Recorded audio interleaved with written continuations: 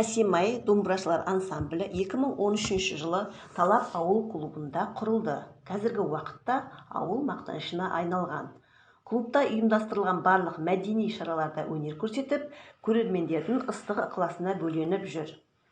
Әсемай ансамблі республикалық, облыстық, қалалық байқауларда тек қана жүлделі орындарға ие болуда. Ұжымның жетекшісі Тілемісова Дина Амантайқызы күйдің орындаушылық, көркемдік ерекшеліктерін толық сақтай отырып, қазіргі заман талабына сай әндерді де домбыра аспабына ыңғайлап түсіріп, ұлттық аспаптардың барлық мүмкіншілігін тыңдаушыларға жеткізуді мақсат етіп келеді.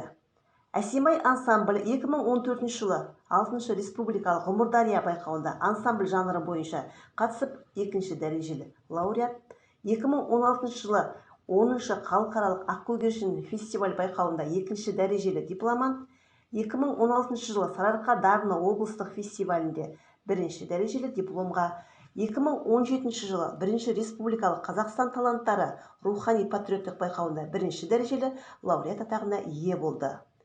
2019 жылы Қазақстан үміті республикалық жас өнерпаздар байқауының 1-ші дәрежелі лауреаты және балалар шығармашылығының аймақтық әнші балапан байқауында 3 жүлделі 3-ші орынды иеленді.